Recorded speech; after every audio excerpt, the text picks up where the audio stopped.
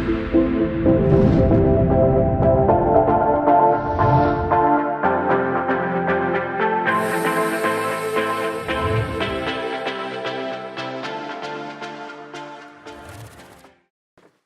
it's been nearly a year, you were telling me, since you've been elected. How's it been? It's been a whirlwind, frankly. It's been more intense than I thought it was going to be. Actually, November 7th will be the 1-year anniversary. November 14th will be the 1-year anniversary of me swearing in. But that's a good thing. It means that Miami is exciting. That means that people want to come and visit and want to live here. So it's been an awesome, productive, and exciting year. And you also, if I'm not wrong, have a little baby as well? I have a 6-month-old baby girl, and I got a chance to spend some time with her today, and I probably won't see her for the rest of the day. That's the way it works. You should have brought her on stage. Yeah, sure. Yeah, I have a picture of her. We offered daycare as well. Right. So we were talking before about innovation. Obviously, as you can tell, I'm not a native to Miami, but Miami is, no, sadly, I'm from Texas. That's called British humor, I'm not sure. When people immediately think of Miami, they think, obviously, the fantastic beaches, the beautiful landscape, and obviously innovation is one that's probably not immediately on people's mind. How are you trying to, firstly, how important for you as city is startups and innovation, and tell us your thoughts on that. Well, it's critical. I think every city in the world that I visited, I was just in Lisbon, in Portugal. I was with the president of Hungary, and I'm going to be today with the Colombian ambassador to the United States. Every single city in the world is fighting to increase their tech economic ecosystem. So for the city of Miami, we didn't even used to be able to attract Unbound to the city. We didn't have conferences like this. And I can tell you that I probably sit on a panel like this once every couple of weeks now. So the momentum is there. We've been ranked #1 by the Kauffman Foundation in startups. We have scale-ups, and Laura, who was just on the panel for Endeavor. You have 500 startups, a tremendous amount of organizations that are helping us scale up. And of course, you have Amazon that just put us in the top 20 for HQ2. So there is a huge momentum for innovation in the city, and it's based on the people who are in our audience right now, the thinkers, the believers, the innovators, the Miamians, and the new Miamians that are coming from different parts of the country and of the world. And if I say to you, let's fast forward 10 years, what would you like to see the economic landscape being here? Well, if you fast forward 10 years, the easiest way to do it is to rewind 10 years. Okay, let's do that first. If you rewind 10 years, you'll know that some of the richest neighborhoods, even the one that we're in right now in Wynwood, didn't exist. So to me, what's exciting about the next 10 years is looking at the last 10 years. If we advance just at the same pace, we grew in the city, our tax base, 60% the last 6 years. That's double-digit growth for 6 consecutive years. Real estate does not perform that way anywhere in the world. If we keep up our pace and keep up our growth, we're going to be a diametrically different city than we were. And I think what's happening is there are some macro factors that are really cutting in our favor. For example, the tax law. Whether you like the federal tax law or not, whether you like the elected officials or not, whether you're Republican or Democrat, it really doesn't matter. The federal tax law is benefiting the city of Miami tremendously because we do not have a state income tax. So now if you're at New York, for example, and it's cold and it's dense and it's expensive to live in, and oh, by the way, now you have to pay an extra 13% in federal income taxes because you cannot deduct your state income taxes anymore from your federal income taxes, that becomes a tipping point. People start looking at Miami and say, wow, it's warm. The taxes are low. There's a lot of smart people there now and going there. There's a lot of uniqueness and funkiness to the city. Now is the time to come. And we're starting to see that happen day in and day out. And obviously one of the wonders of America is the state, federal, all those different components. How are you seeing that there's obviously some challenges but some advantages? Obviously you as a city here are trying to drive companies to come. What kind of incentives and ways can you try and bring more people together? Well, I think, we just talked about a federal law that is benefiting the city tremendously. We're starting to see people come from Palo Alto and from New York and from Silicon Valley. And I'm a big believer that human capital has an exponential beneficial effect going forward. Why? Because it attracts actual capital. and it attracts innovation and entrepreneurship, which I think has an exponential impact. Every kind of disruptive technology that we've seen has changed completely the way that we do business. So for example, Uber, which provided a true market for point-to-point travel, has also reduced DUIs in the city of Miami by 50%. And so that means that lives are being saved by a technology that was meant to safely transport people. But what we're seeing also is we're trying to make Miami the most resilient city in the planet. We want to make sure that people feel comfortable investing here and knowing that their investment's going to be safe for generations and generations to come. And with that, just shift slightly. It's often said that Miami is the gateway to Latin America. And how are you see? Is it still that gateway? And how are you seeing that it's going to increase? I think certainly it still is that gateway. We still have that reputation, and I don't think that's a bad thing. It's not something that we should shy away from. But I think we should strive to go beyond that. I think now we're starting to see ourselves as a truly global city. And when you have the president of Hungary visiting, when you have the Indian ambassador to the United States coming to Miami for the first time ever in the last year, when you have a brand new president in Colombia and his ambassador who's here, actually here at this conference I'm going to meet with in a few minutes, you're starting to see that Miami is pulling resources from parts of the world that it never used to pull resources from. We have investment from Russia, India, Japan, China, the Middle East, Israel. We're expanding our direct flights and our connectivity throughout the world. So as we become better connected and as our technological borders come down more and more as a result of the ability to be where you want to be, not where you have to be, I think Miami stacks up very, very well in that competition going forward. That's really interesting. And obviously with all cities around the world, as we were saying before, is desperate for entrepreneurship and startups. And and obviously in America, Silicon Valley and others, how would you say, this links me to obviously what you've been doing so greatly with the Amazon competition. How are you driving to basically put Miami up there saying, hey, Amazon, you've got to come here? Tell us a little bit more about that. I think there's 3 or 4 ways. First, we have a very robust startup culture. So that is there. A ton of incubation and incubation labs that are existing. Next, we as a city are investing in scaling up. We're investing money in Endeavor. We're investing money in 500 startups, which are programs that are based on the principle that we should be scaling up these businesses. We are 8th in the U.S. in venture capital, something that people don't know. We have over $1 billion in venture capital, and that's something that's an area of growth where obviously to scale up you need capital and you need mentorship, and I think that's what these organizations are providing. And then I think having an anchor tenant like Amazon, I think is the game changer. I think being in the top 20 was a game changer. I think it really made people stop and say, hey, what's happening in Miami that is causing a company of Amazon's size to look at it seriously? And I think what's happening is we're not only number 1 in startups, we're not only investing in scaling up, but we are educating and producing educational and intellectual talent and exporting that talent throughout the world and throughout Latin America. We've grown our tech sector in jobs 20% over the last 5 years. And yet we're still producing more intellectual talent and exporting more intellectual talent to other parts of the world beyond that 20% growth.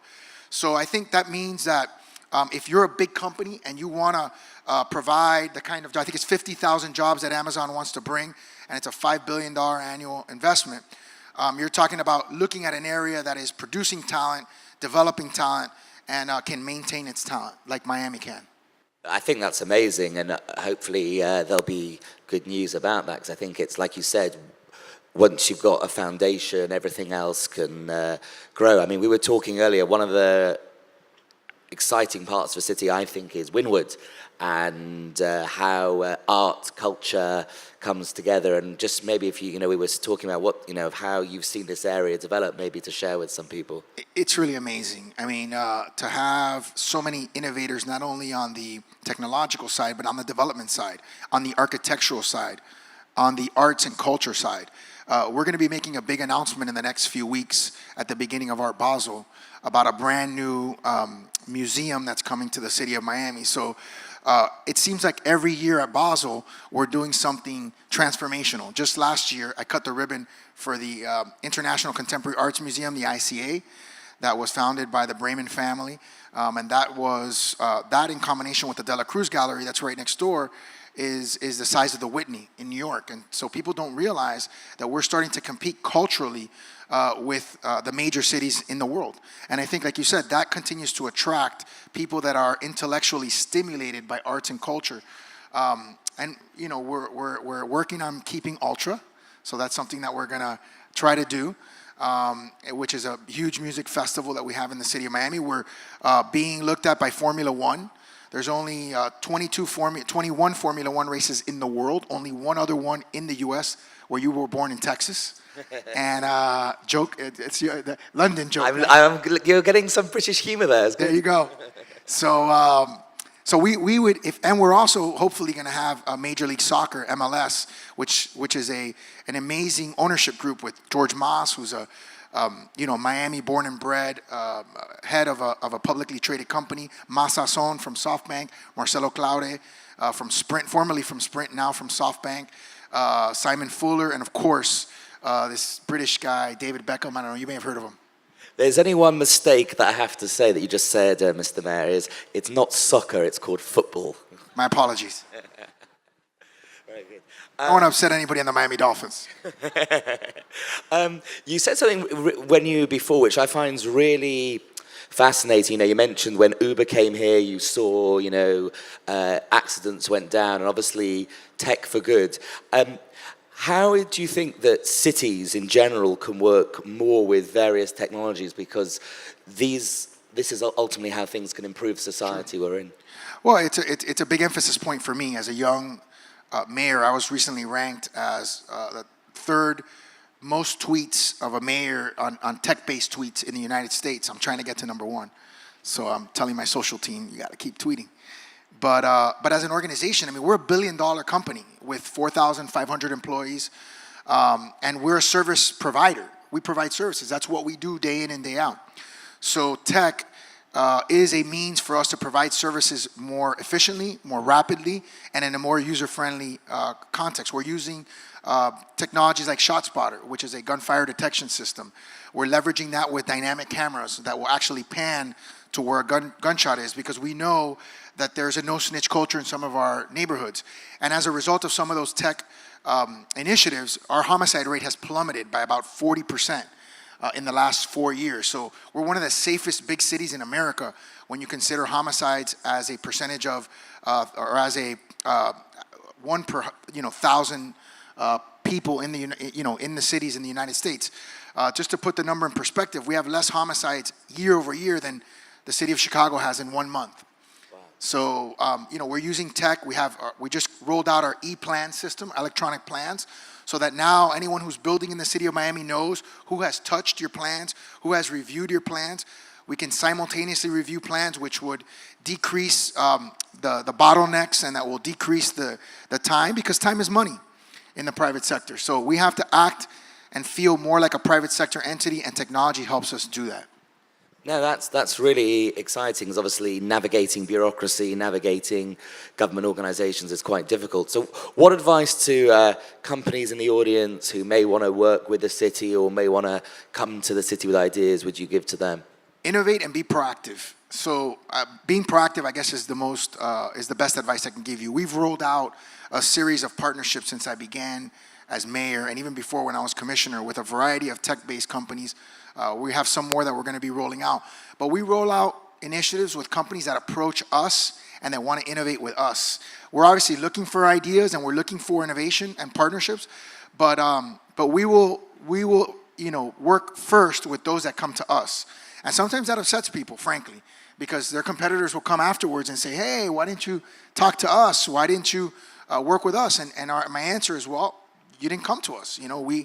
We did a partnership with a big company on a co-working space, and it upset some people.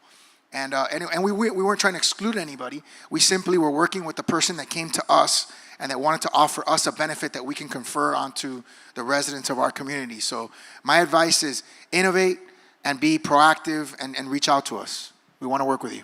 That's very good. And to anyone in the audience, if we may, are there any, I see we have Slido on. Is there any questions that people would like to ask? If you've not yet used Slido, you can also put your hand up and I'm sure we can grab a microphone. Oh, one at the front. One sec, we've got a microphone coming now. One of the big challenges in Miami is the cost of housing and affordability, and it's actually been a driver that's pushed a lot of people away from Miami. They learn their skills here and then they leave to go other places. What do you see in a concrete sense maybe happening that's going to improve that situation? And I would go a step further and say it's a big city issue. I've been blessed to be asked by Harvard and by Bloomberg to study some of these urban issues nationally. And it's a big national issue. People they're heading to the cities, and capital is chasing a finite asset, which is land. In the city of Miami, certainly finite as well. So what we're doing is we just approved a general obligation bond, $100 million for affordable housing in the city. And we're looking to leverage that $100 million with other public partners like Miami-Dade County that has underzoned land with either a lot of undeveloped space or with very low-scale development, like one-story or two-story garden-style homes in large parcels. And we're looking to leverage that and build mid-rise buildings. We've been doing that very successfully. Some of my initiatives alone have created about 1,500 units of affordable housing in the city. We also did about $60 million with our community redevelopment agency over the last 4 years. And so that $100 million will catapult us for the next 2, 3, 4, 5 years.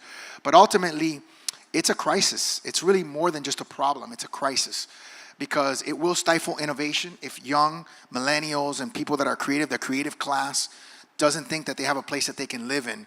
And so that's definitely a challenge for the future, without a doubt. Great. One more. Front row is active. We have more microphones here, by the way. Sorry. That's number 8. I have a question. How do you plan to change the perception of Silicon Valley investors, New York City investors, and Chicago City investors? Because they are seeing the Miami as a touristic place. A touristy place? Yes. Yeah. Well, that change is happening already. I think it's organizations like Unbound and conferences like this. This never used to happen in Miami. Never used to happen in Miami. So it's already happening, and what's happening is you have big events like the Super Bowl that's coming in 2020, and that's a worldwide marketing event. Whenever you have new people coming into Miami, seeing Miami again, it's a diametric change from what it was 5, 10, 15 years ago. So that is sort of happening spontaneously. Then you have a macro event like the federal tax law. When people start paying their taxes next April and next October, which will be the first year that you actually have to start paying the taxes, I really think that's going to be a sort of a come to Jesus moment for many people, and a tipping point where people are going to say, wait a second, Miami is a low tax environment. It's got beautiful weather. It's got smart people. It's got a huge development envelope. We still have a 90% capacity for development in the city, which scares some, by the way. It scares a lot of people. We have to do it responsibly. But once people start coming here and seeing what's happening, I think this momentum that we have is going to continue. We just have to stay out of our own way a big portion of the time, and make sure that we don't create policies that are going to drive people out.